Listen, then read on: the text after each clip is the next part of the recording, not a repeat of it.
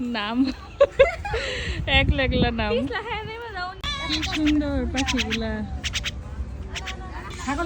এই ছাগলগুলা পালে এই ম্যাডামে। ফ্ল্যাশব্যাক। আসসালামু আলাইকুম সবাইকে, কেমন আছেন সবাই? আশা করি সবাই ভালো আছেন। আমিও আলহামদুলিল্লাহ অনেক ভালো আছি। তো আজকে আসলাম আবার আমার মিনি এগ্রোতে। তো এই যে ম্যাডাম আমার সবজি নিতে আসছে। সবাইকে তো কম বেশি দিছি, মানে আশেপাশে যারা আছে সবাই আমার বাগান থেকে সবজি খায়।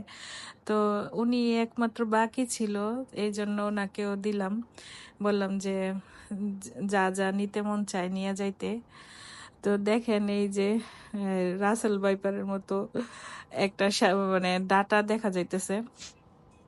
আর আমার বোনেরে আর বোনের জামাইরে জিনে ধরছে, আমার খের মিয়ার উপরে উঠছে। এটা দেখে আমার কেয়ারটেকার খুব রাগ করতেছে, বলতেছে রাগারাগি করতেছে, কারণ উনি তো অনেক যত্ন করে এগুলা রাখে। এগুলোর উপরে উঠলে উনি খুব মানে কষ্ট পায়, খুব যত্ন করে আর সুন্দর করে গরুরে খাওয়ায় তো এই খেরগুলা।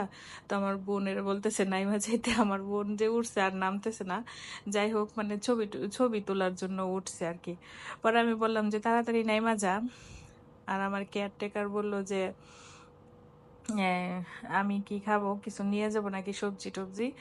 তা আমি তো আসলে আজকে নিব না, আমার বাসায় পর্যাপ্ত আছে। তো এই দেখেন এই ডাটাটা কত সুন্দর একটা মাশাল্লাহ বড় হয়েছে, দেখেন বিশাল বড় হয়েছে না। এই ডাটাগুলো মাংস দিয়ে খায়। তো সবগুলো খাওয়া হয়ে গেছে, একটা আমার জন্য রাইখে দিছে। আমার কেয়ারটেকার বলছে যে উনি আমি যেদিন খাবো ওই দিন আর কি এটা কাইটা দিবে। তো আমার বোন যে খেয়াল মিয়ায় উঠছে, এখন তার নামে না, দুষ্টামি করতেছে আর কি। এখন আমি বললাম যে তাড়াতাড়ি নাইমা যা। জাইন বাবু খেলা করতেছে। আসলে এখন জঙ্গল টঙ্গল দেখলেই না ভয় লাগে। এখন আশেপাশে এত আতঙ্ক রাসেল ভাইপারের। এই আসলে আমাদের বাসার এদিকে অবশ্য বিল নাই, বিল একটু দূরে, প্রায় 2-2.5 কিলোমিটার দূরে। যার জন্য একটু স্বস্তিতে থাকি, নয়তো আসলে ভয় এখন লাগে যে কখন যে সাপ বাসায় ঘরের ভিতরেই ঢুকে যায় নাকি, এত আতঙ্ক। তো এই লাল শাকগুলো বাড়তি হয়ে গেছে, এগুলা তুলে ফেলতে বললাম। আর হচ্ছে এই যে সবজি ঢেঁড়স পারতেছে, বললাম যে কিছু ঢেঁড়স পাইরা নে। আমার আসলে এখানে এই যে মাঝখানে যে কিছুদিন বৃষ্টি হলো না, এই বৃষ্টিতে অনেক ক্ষতি হয়ে গেছে। আমার কয়েকটা শসা গাছ মারা গেছে, শসার ফুল পর্যন্ত ধরে গেছিল। এখন অলরেডি শসা খাওয়া যাইতো, এই গাছগুলা মারা গেছে। আর এটা আমার দেবরের পুকুর, এখানে আসলাম। আমাদের জায়গার জমি যেখানে, ওখানে পাশেই এটা। তো এখানে আসলাম। এখানে যে আমার দেবরের কেয়ারটেকার, উনি আবার এই হাঁসগুলো পালে। তো হাঁসগুলো ভাবলাম যে এখান থেকে দেখি একটা দুইটা হাঁস খাইতে পারি। আর জাইন পুকুর দেখলে খালি পুকুরের দিকে দৌড়াবে।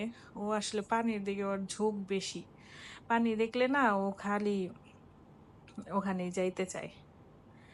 আর ওই যে করমজা দেখাইছিলাম, করমজা তখন ছোট ছোট ছিল, এখন বড় হয়েছে, পাকা পাকা গুলো পাইরা ফেলছে। তো এখন যেগুলো আছে এখান থেকে কয়টা ছিঁড়ে নিয়ে যাচ্ছে। করমজা কিন্তু ডাল দিয়ে খাইতে খুব ভালো লাগে, কাঁচা করমজা। আর পাকা করমজা এমনিতে লবণ মরিচ দিয়ে খাইতে ভালো লাগে। আমি অতটা লাইক করি না, কিন্তু আমার মাহি খুব পছন্দ করে। আর এই জাইন বাবু খেলা করতেছে, বিড়াল দেখছে একটা, ওই বিড়াল দেখে বিড়ালের পিছনে পিছনে দৌড়াইতেছে। আর বিড়ালে বলতেছে যে এদিকে আসো এদিকে আসো, বিড়াল যেমন ওর কথা বুঝবে।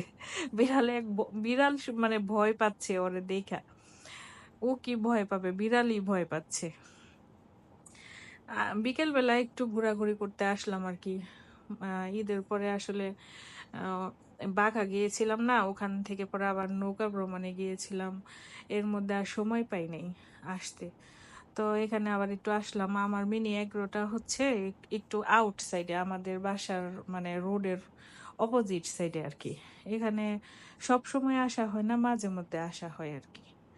আর ওই যে একটা কাঁঠাল দেখে গেছিলাম দুইটা, ওই কাঁঠাল এখনো পাকে পাকে নাই দেখলাম, পাকলে অবশ্যই নিয়ে যেতাম। যাই হোক, বাচ্চাদের নিয়ে ঘোরাফেরা করতেছি। এটাই যে আমার দেবরের আহ করে রাখছে মাঝে মধ্যে আর কি, একটু রেস্ট করার জন্য। আর হচ্ছে যে কেয়ারটেকার মনে হয় পিছনে থাকে। আর এই পাখিগুলো আমি ভাবছি কি যে প্রথম এগুলা হচ্ছে ময়না পাখি, পরে বললো যে না এটা ময়না পাখি না, এটা হচ্ছে শালিক পাখি। পাখিগুলো আমার না খাঁচার ভিতরে পাখি দেখলে খুব মায়া লাগে, কেন যে আসলে ওরা স্বাধীনভাবে উড়বে, আমার এই জিনিসটা একদম ভালো লাগে না। আমি কখনো বাসায় পাখি পালি না, আমার বাচ্চারাও এটা লাইক করে না। পাখি পালা আমার একদমই পছন্দ না, কারণ পাখি মুক্ত মানে স্বাধীনভাবে উড়াল পারবে, এই মানে প্রাণীটাকে কেন খাঁচায় বন্দি করে রাখতে হবে, এইটা আমার মাথায় ধরে না।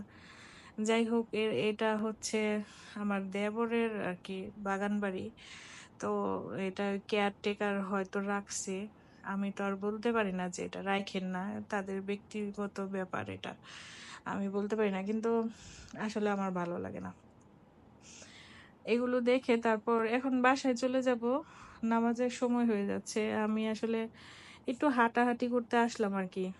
কি করব, বাসায় বসেছিলাম, ওরা বলল যে চলেন যাই কিছু সবজি তুলি।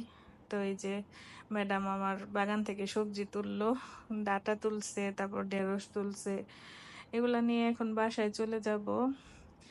আর বোনের জামাই এই যে মাহি আমার জন্য একটা পেয়ারা পারছে, পেয়ারাটা একদম কাঁচা পেয়ারা, এগুলা পারছে, এগুলা আসলে খাওয়ার মতো না।